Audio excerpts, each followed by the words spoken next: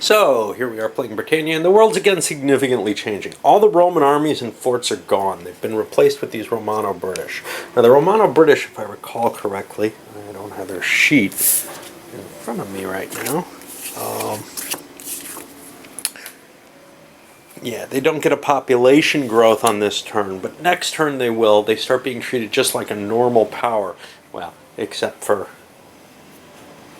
they sort of get something neat. We also have an extension of these invaders. You've got Angles, more Irish, Scots. None of these are raiders. They're not italicized over on the turn record chart.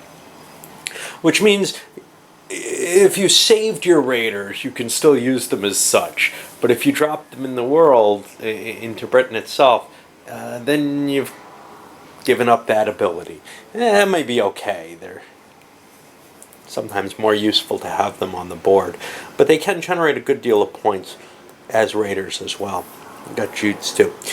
We've got Hengist with a major invasion. Remember, that means, like with the Romans, 2 turns one after the other. The Briganti leader is still on the board. He stays here until the Briganti turn. He's actually the one leader. He disappears and comes back, representing some other guy named Briganti leader. No, we don't have a name. I'm assuming it's mainly a play balance thing because, honestly, I don't know that there were famous, particularly effective Briganti leaders at this point. Anyway. The big thing, though, is the switch over to the Romano-British. And now, they, unfortunately, like the Romans, go very early, which means they have some problems. One of which is everybody's got to kind of avoid the major invasion, or else set themselves up to defend against it. That's always the case with these big invasions. And we'll see how that flies, because sometimes I've seen the Saxons kind of fail even at this point. So now the Romano-British, their main source of victory points is killing things. During their own turn, they get a point each for killing Anglo-Saxons and Jutes, and they also get points for killing Hengist, the leader here. If they find him alone, that's very unlikely. He's worth 3 points. On turn 7, they're going to get a point for each area they own in England. So they went out and started attacking because they've got a big pile of pieces, and they didn't do too well. They matched up against the Angles here and were destroyed immediately. They succeeded here, and they're going to get a point for that. And over with the Saxons, they were forced into retreat. So they've just gotten really, really limited in size, which probably means the Saxons do pretty well here. All right. Okay, as we move into the end of the turn, no points are scored here except for what was taken in battle. The Saxons have more or less used the major invasion to set up somewhat of a defensive bulwark against possible Angle attacks. The Angles ended up landing up here, wiped out a Romano-British, or no, pushed a Romano-British back up into Strathclyde. And let's see, everybody's kind of hedging their bets here because it is possible for something that's your big money maker, the Angles or the Saxons, to get mostly wiped out in this period if they go to war with each other. That's always a risk. The Angles have the advantage in that war because they move last. But they're in the lead in this game, so they may be less willing to try to attack. But anyway, we'll see how it all works out here. See, the Saxons have even pushed into Devon here, being able to, that's a stronger position. I think I'm being a little too fearful. This is like the kind of reaction I have to the Danes coming. Now, you do have to, decide how you want to cope with the Danes. The Angles might push down and attack, but they're probably not going to go into areas with 2 spaces at all. So this is actually pretty solid against them. And they're more interested to the north. The Saxons have kind of given all that up. Now we'll see. After they grow, they may... And next turn is the victory point turn? Yeah.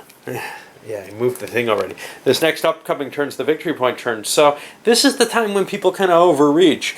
Getting the excess population, well, it's not really worth leaving something at risk for that. But getting an extra couple victory points for something, it might be worth risking pieces. We'll see. Okay, so we start the 7th turn. And this is a victory point turn again. Everybody's got their little goals. I think everybody participates in this one. They've got their areas they want to hold. What kind of goes funny is there's some extent where you have to kind of pay attention to, hey, what does the other person want? That's just one of the one of the costs of the game, essentially. Anyway, we're going to start things off with the Romano-British. They're going to show up with some cavalry and Arthur, who, well, if you don't believe in Arthur, you think he's some Scots noble instead, you could say, well, it's Ambrosius. Probably serves the same purpose there. There certainly was some sort of leader of a perhaps Romano-British force that helped push back the invaders. You also have, well, same player, Fergus has a major invasion with the Scots, some additional forces from the Saxons and Irish, and a major invasion from the Angles coming without a leader. This is incredibly bonus for blue. I mean, this always happens, but it is one of the big bonuses for blue is, hey, look, it's time to count victory points, and oh wow, I get my big force right now, just before it's time. Most of the other powers don't get them right before a victory point turn. Now, you could say the same about the Scots, and they do have kind of an advantage there, but it's a bigger deal for the Angles, who have a lot of empty, clear space to cover, which is harder to do, which is easier to do in one turn. The Scots face the mountainous terrain, which is kind of tough to use, plus they don't have the huge quantity of troops. Anyway, we kick things off. We're going to have Britannia leader come back too. We kick things off with Arthur. He gets to kind of place himself and his cav wherever he likes, where there are Romano-British, but there aren't a lot of options there. Hey, I could follow the perhaps historical Arthur. They don't really care what they own, as long as it's in England, which means Scottish territories don't count. So I just want to go to the fate of Arthur. Some of his regular infantry marched out to Suffolk. They killed one Saxon, and I'll be getting a point for that. But they went after Hengist. They went after Hengist in the Downlands. Now, it would be one thing. The Saxons don't really care if they give the purple player some extra victory points here, because they don't think purple's doing terribly well at under 50 points after the Romans. So, they stuck around. There was even odds, and they ended up wiping out Arthur and the Knights. Now, they don't get points for the Knights. They don't get points for any troops that they kill on another player's turn, but they do get 3 points for killing Arthur on their turn. That's going to be kind of a neat bonus. So, this has always been a big turn, and I noticed I forgot to land one of my Scots. Oh, well. I'm notorious for making mistakes of that nature. Anyway, I've gotten through everyone but the Angles. Let me explain a little bit what's happened, because it's been exciting so far. You got Irish landings coming up here, and the Brigantes actually broke through to Strathclyde. But on the Saxon turn, they managed to bag 2 people. They managed to bag the Romano-British, who were here. Really big roll. 4 dice rolled for them, 2 for the Romano-British. A total of 4 units died, 2 from each side. They managed to bag the Jutes. Also, before that, between the Calridians and the Scots, they managed to bag the Picts. So we have a lot less powers in play than I'm used to. Usually these races kind of last on longer. The Jutes are often killed by now. The Romano-British, you usually see one kicking around for a while, so that's kind of weird. And the Picts are a big deal. That really hurts blue to lose them. They're a big moneymaker throughout the game, especially at the very end, and they've been knocked out. I don't think blue's winning anymore. My guess is red right now, but